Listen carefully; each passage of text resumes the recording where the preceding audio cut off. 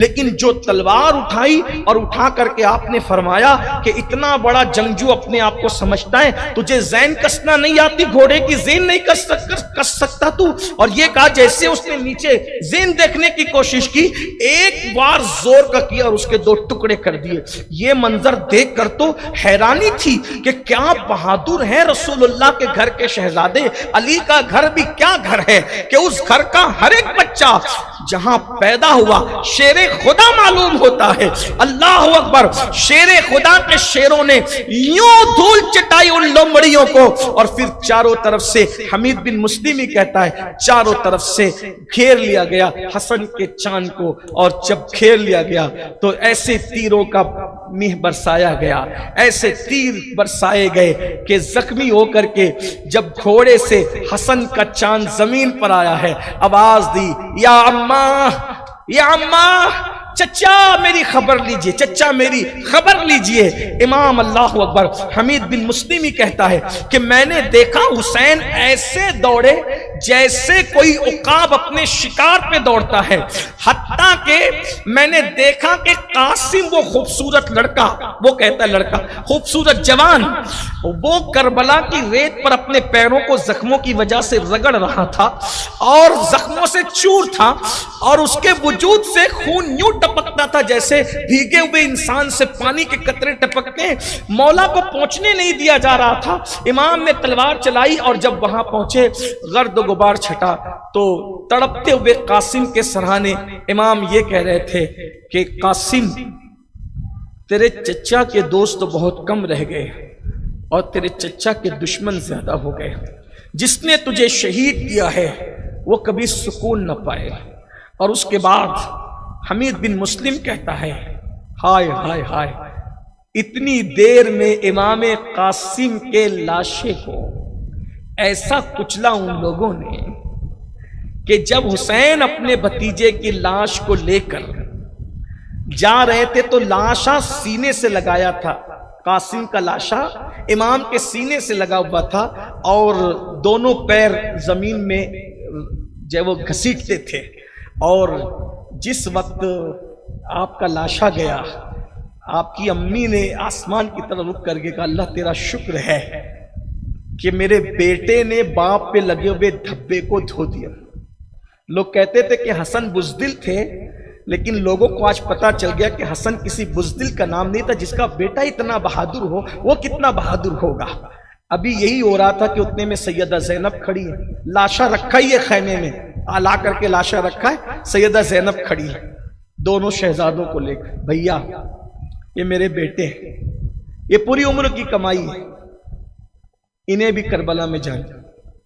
آپ نے سیدہ زینب سے کہا زینب کیا کہتی ہو، یہ چھوٹے بچے 8-10 سال کے بچے میدان میں جائیں گے، یہ اونو محمد، یہ جعفر کے پوتے عبداللہ کے بیٹے یہ کربلا میں جائیں گے، بھیا انہیں جانے دو۔ آپ نے فرمایا کہ نہیں بہن یہ بچوں کو میں کیسے جانے دوں؟ تو کہا اچھا کیا آپ فاطمہ کے نزدیک مجھے سرخرو ہوتا نہیں دیکھنا چاہتے؟ کل اگر امی نے پوچھ لیا کہ میرے بیٹے پر ایسی مصیبت آئی تھی تو نے اپنے بچوں کو بچا لیا تو میں کیا جواب دوں گی؟ اور اس کے بعد پھر امام نے کہا اچھا میں اجازت دیتا ہوں تم جو چاہے کرو۔ تو ماں نے کیا کیا؟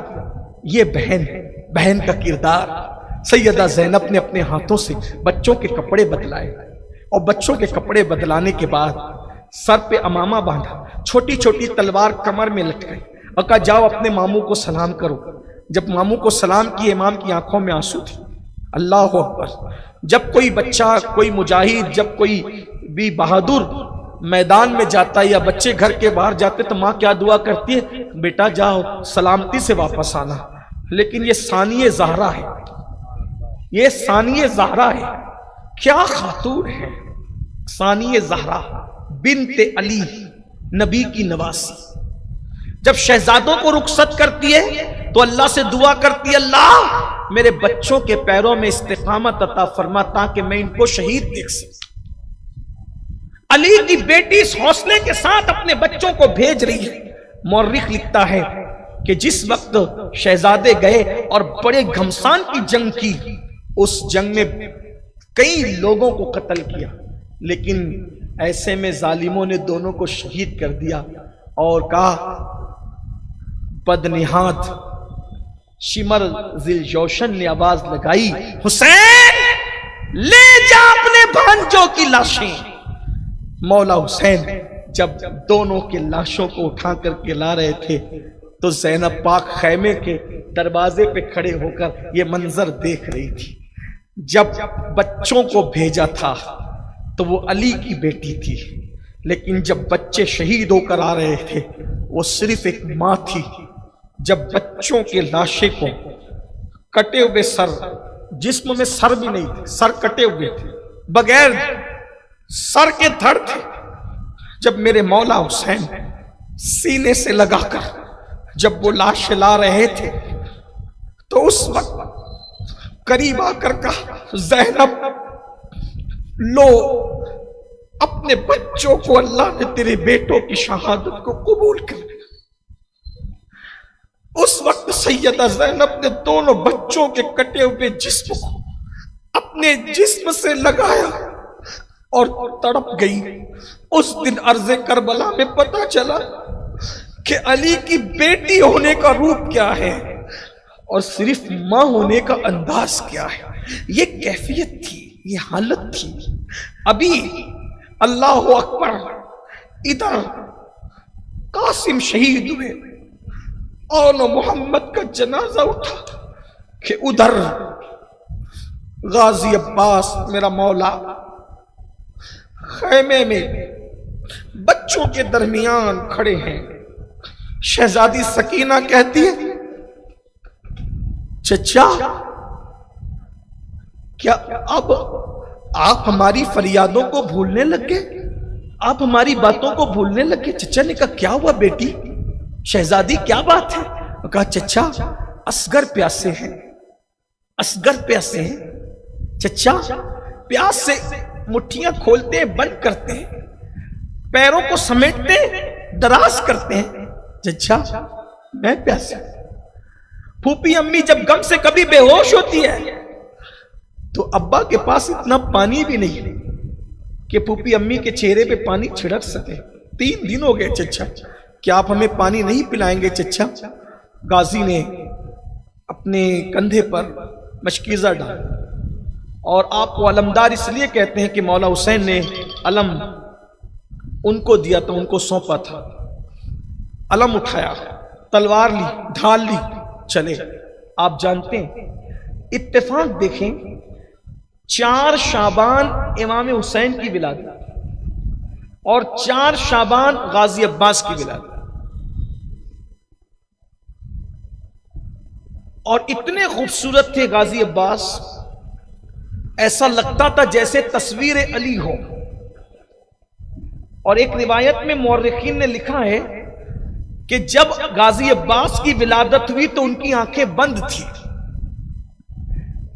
وہی کیفیت۔ اور جب آنکھیں بند تھی، ماں کو دیکھا نہیں کھولا، بابا کو دیکھا نہیں کھولا، امام حسین آئے تو کہا میرے بھائی کو میرے ہاتھ میں دو، تو جیسے امام حسین کی آنکھ کی گود میں پہنچے غازی نے آنکھ کھول دی۔ یعنی سب سے پہلے اگر عباس غازی نے کسی کا چہرہ دیکھا تو وہ امام حسین کا چہرہ دیکھا۔ یہ ہے غازی عباس، اللہ اکبر۔ اور پوری زندگی وہ وفا نبھائی کہ کبھی بھی امام حسین کو تنہا کہیں جانے نہیں دیا۔ وہ سنبھالنے کے بعد سائے کی طرف پیچھے لگے رہتے تھے، ان کے بچوں کی خدمت کی، ان کے گھر کی خدمت کی۔ آج بھی ان کی اولاد حیات۔ امام علی مقام علی جدی والی السلام کے ساتھ جب وہ شہید ہوئے 34 سال کے تھے، ان کے بیٹے تھے عبید اللہ ابن عباس۔ عبید اللہ ابن عباس سے ان کی نسل چلی، ہندوستان میں اور دنیا بھر میں ان کی اولاد موجود ہے۔ یہ عباسی، جو غازی عباس سے جو نسل چلی، اب میرے غازی کی نسل اب بھی موجود ہے، الحمدللہ، اللہ اکبر۔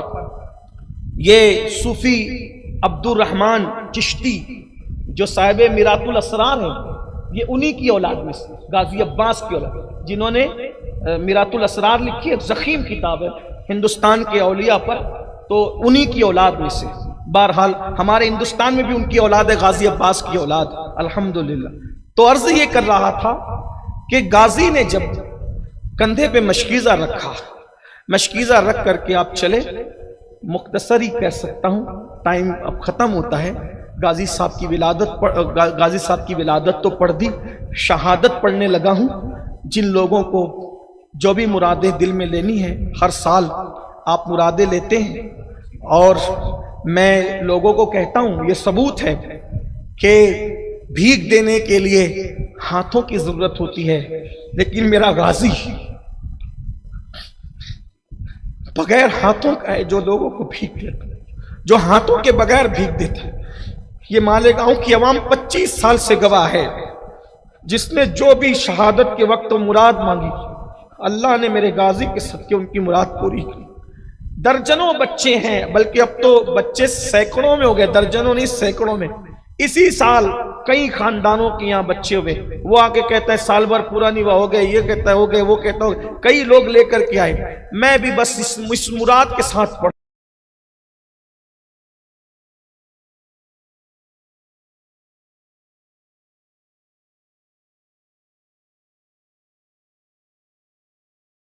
शहादत पढ़ना सैयद तो कर लेना। जिन जिन लोगों ने जिस मुराद के लिए कहा है, अल्लाह गाजी पाक की शहादत के सदके सबके मुराद पूरी कर दें। और सबसे बड़ी मुराद यह है कि अल्लाह ईमान पर रखे और ईमान पर मदीने मुनव्वरा में खात्मा फरमाए। गाजी पाक की शहादत पढ़ने लगा हूँ। अल्लाह अकबर। सैयदा फातिमा की दुआ से पैदा हुए थे। सैयदा ने दुआ की थी, अल्लाह मेरे विसाल के बाद अली जिस खातून से निकाह करे, बहादुर घराने में अल्लाह ताला बहादुर बच्चे पैदा करना, ताकि मेरे हुसैन के काम आए, मौला हुसैन के वो काम इस तरह आए। गाजी अपने कंधे पर मशकीज़ा रख करके फुरात की तरफ चले। 4000 का पहरा था, 4000 का पहरा था, 4000 का पहरा था। मेरे गाजी ने तलवार चलाई, और तलवार चलाने के बाद अल्लाह अकबर, गाजी फुरात पर पहुंच गए। अल्लाह अकबर। मौरिख लिखता है तकरीबन उन 4000 में से 500 लोगों को किसी को जख्मी किया, किसी को कत्ल किया। घोड़े के पैर गाजी ने जो है वो अल्लाह अकबर फुरात में डाल दिए। फुरात में डालने के बाद नीचे उतरे, मशकीज़ा भरा। मशकीज़ा भरने के बाद सोचा पानी वहां पहुंचेगा, पानी पिएंगे शहजादगान, तो मैं भी पी लूं। जैसे ही चुल्लू उठाया और पानी पीने के लिए मुंह के करीब ले गए, इमाम हुसैन की प्यास याद आ गई। गाजी यही वफा है कि आका हुसैन प्यासे हैं, उनके शहजादे प्यासे हैं, उनकी शहजादियां प्यासी हैं, अली असगर प्यासे हैं, और तू पानी पिए। फौरन पानी छोड़ दिया। आका ने नहीं पिया तो मैं क्यों पीऊं। और उसके बाद मशकीज़े को कंधे पे डाला, घोड़े पर बैठे, एड़ लगा दी। जैसे ही चले, अल्लाह अकबर, एक जालिम इब्ने अशअत नाम का आया, और उसने बाजू पर ऐसा वार किया कि गाजी का एक बाजू कट गया और कट करके गिरा। गाजी ने फौरन दूसरी तरफ अल्लाह अकबर तलवार भी थामी, मशकीज़ा भी थामा, परचम भी थामा। और उसके बाद जब दूसरे बाजू पर वार किया गाजी के, तो गाजी ने मशकीज़े को जो है वो मुंह में पकड़ लिया और अलम को गिरने नहीं दिया, और अलम को जो है वो अपने सीने से चिमटा लिया। अलमदार है वो गाजी। अलम कहते हैं झंडे को, अलम कहते हैं झंडे को, और हर जंग में झंडा उठाया जाता है। गाजी ने अपने सीने से अलम को उठा लिया, उस झंडे को उठा लिया, और उसके बाद एक नापाक सी आवाज गूंजी, जल्दी करो इससे पहले कि अब्बास ख़ैमे आले अबा की तरफ पहुंचे, तुम लोग उसके मशकीज़े पर ही तीर चला दो। गाजी घोड़ा दौड़ा रहे थे, ऐसे में तीर आया और मशकीज़े को चीरता हुआ जो है वो गाजी के सीने पे जाके लगा। गाजी ने आवाज दी, या हुसैना अतरिकनी, या हुसैना।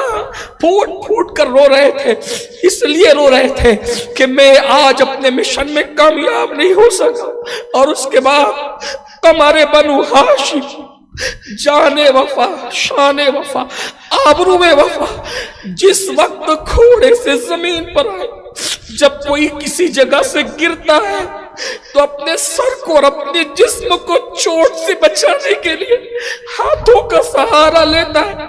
हाय गाजी, तेरे हाथ भी कट चुके हैं।